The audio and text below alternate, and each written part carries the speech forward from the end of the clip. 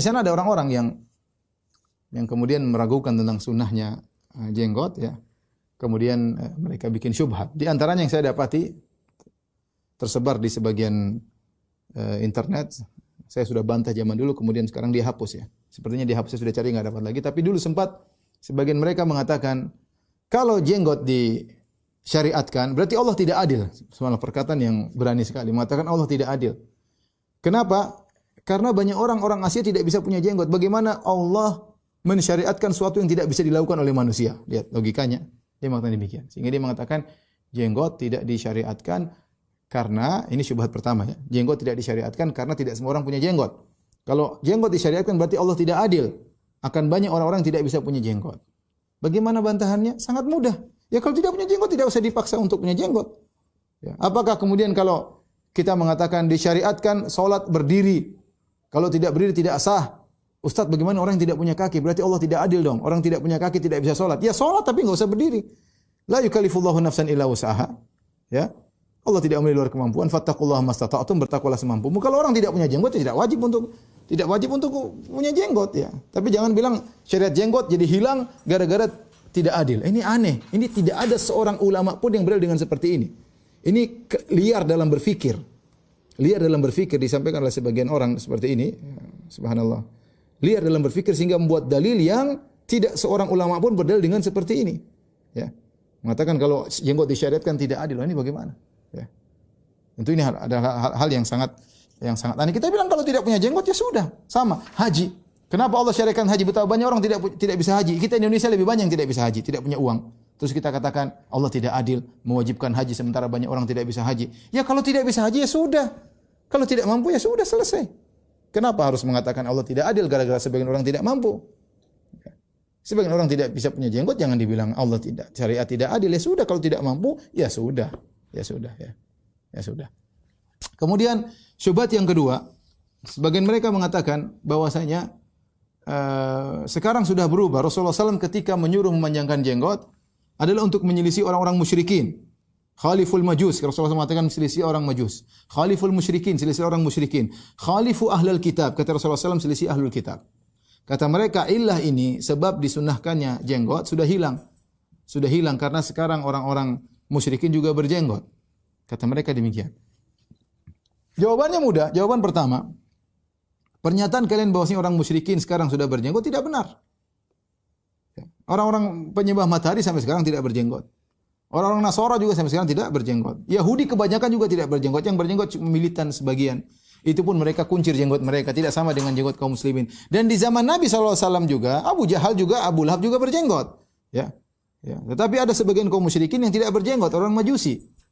Tadi kita sebutkan, orang Yahudi berjenggot tapi mereka cukur. Kata Nabi, selisih mereka, jangan cukur, panjangin. Ya. Jadi pernyataan bahwa sekarang kondisi sudah berubah, orang-orang musyrik sudah berjenggot, omong kosong, enggak benar. Enggak benar. Sampai sekarang jenggot masih jadi bahan hinaan bagi orang Islam. Ya, bagi orang Islam, ya. Maka kita katakan kenyataan tidak menyatakan demikian. Ternyata masih banyak jenggot masih menjadi ciri khusus orang Islam, masih jadi ciri khusus orang Islam. Bahkan Yahudi yang berjenggot pun jenggotnya dikuncir atau dipelintir ya. Kemudian bantahan kedua ya, bahwasanya sebab disyariatkannya jenggot ada beberapa, bukan cuma satu sebab. Sebab pertama untuk menyelisih orang musyrikin, yang kedua jenggot itu adalah fitrah.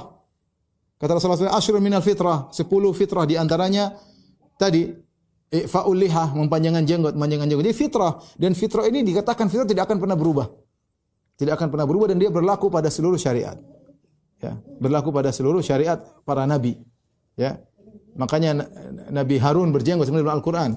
Ya bani umma la ta'khudh bi lihyati wala bi ra'si. Ketika Nabi Musa marah, kemudian Nabi Musa pegang jenggot Nabi Harun, dia tarik, ya jurruhu ilaih. Dia tarik kepala kakaknya Nabi Harun. Nabi Harun mengatakan, "Ya bani umma la ta'khudh bi lihyati." Jangan kau pegang jenggotku, jangan kau pegang kepalaku, wala bi ra'si. Itu Nabi Musa pegang jenggot dan kepala Nabi Harun ditarik. Jadi Nabi Harun berjenggot. Ini fitrah. Jadi fitrah, meskipun kita katakan seluruh manusia, orang musyrikin semua sekarang berjenggot ikut sunnah, ya sudah alhamdulillah. Apa kemudian kalau mereka semua sudah pakai jenggot, kita buang jenggot kita? Enggak, ini fitrah. Ya Nabi yang bilang fitrah. Mau diapain lagi? Fitrah. Kecuali hadis Nabi mau kita buang, mau kita rubah, baru hukum dari fitrah tidak menjadi fitrah. Selama dikatakan fitrah tidak akan pernah berubah hukumnya, ya, tidak akan berubah hukumnya. Jadi saya ulangi, sebab disyariatkan jenggot ada beberapa sebab, di antaranya dalam rangka menyelisihi, dan itu masih berlaku sampai sekarang. Yang kedua karena fitrah, karena fitrah. Kemudian syubhat ketiga yang sempat heboh beberapa waktu yang lalu, ada seorang kiai mengatakan siapa yang punya jenggot semakin panjang maka semakin goblok, ya. Dia berkata orang berjenggot itu mengurangi kecerdasan, ya. Orang yang berjenggot itu, kata beliau, yang paling penting lagi, yang paling serius lagi, orang berjenggot itu mengurangi kecerdasan. Jadi syarat yang sebenarnya untuk mendukung kecerdasan otak ketarik oleh untuk memanjangkan jenggot, ya. Kemudian dia menyebutkan, coba lihat Gus Dur tidak berjenggot, Nur Khalis Majid tidak berjenggot, Pak Quraisy Shihab tidak berjenggot. Yang cerdas-cerdas enggak ada yang berjenggot. Tapi kalau berjenggot emosinya saja yang meledak-ledak, geger otaknya, karena syarat atau syaraf yang untuk mensupport otak supaya cerdas ketarik ke jenggot. Semakin panjang semakin goblok. Ini perkataannya. Waliyadzubillah, ya, ucap oleh seorang, ya. Dan itu bantahnya sangat mudah, ya. Kita bilang bahwasanya orang berjenggot sangat banyak, ya. Kalau dikatakan orang berjenggot goblok, maka Nabi SAW berjenggot, ya. Rasulullah SAW jenggotnya lebat. Sampai ketika ditanya, sahabat ditanya, ya, Khabbab, ya, akana Nabi SAW yaqra'u fi dhuhr wal asr, apakah Rasulullah SAW baca ketika salat asar dan salat zuhur, salat sirriyah? Kata Khabbab, na'am, iya. Qul nabi ayyi syai'in kuntum ta'rifun. Dari mana kalian tahu Rasulullah SAW ketika itu baca? Kata Khabbab, bittirabi lihyatihi, karena jenggotnya bergetar. Ya, Rasulullah SAW jenggotnya lebat sampai orang di belakang bisa lihat jenggot Nabi dari belakang. Berarti Rasulullah SAW jenggotnya panjang, ya. Ya, kalau jenggotnya panjang goblok repot, ya. Nabi Harun tadi sudah kita sebutkan, ya bena umma la ta'khudh bi lihyati wala bi ra'si. Nabi Harun berkata kepada Musa, wahai Musa, jangan kau pegang, wahai saudara kandungku, wahai anak ibuku, jangan kau pegang jenggotku. Berarti Nabi Harun berjenggot, ya. Kemudian orang Nasara, di mana-mana mereka kalau menggambar Nabi Isa pasti berjenggot. Mereka gambar Nabi Isa mau warna kulitnya apapun, biasanya berjenggot. Apakah mereka sepakat bahwasanya Tuhan mereka goblok, ya, karena memiliki jenggot? Ya, tentu tidak, ya. Tentu tidak. Kemudian tadi setelah kita sebutkan bagaimana para ulama, Syuraih Al-Qadhi, dia mengatakan aku berangan-angan punya jenggot meskipun harus bayar 10.000 dirham. Apakah dia berangan-angan punya kegoblokan sehingga harus bayar kegoblokan tersebut dengan 10.000 dirham, ya. Kemudian juga tadi kita sebutkan ulama Syafi'iyah tadi, berapa banyak ulama Syafi'iyah mengatakan, seperti Imam Nawawi mengatakan al-mukhtar, yang terpilih jenggot dibiarkan, ya. Apakah mereka berarti telah dan sepakat tadi tidak boleh menggundul jenggot? Apakah mereka sepakat untuk memelihara kegoblokan, ya? Ya. Kemudian juga banyak ulama-ulama di Nusantara juga yang berjenggot. Demikian juga banyak tokoh-tokoh non muslim yang cerdas-cerdas yang juga berjenggot, ya. Yang membacakan nama-nama orang barat banyak sekali, ya.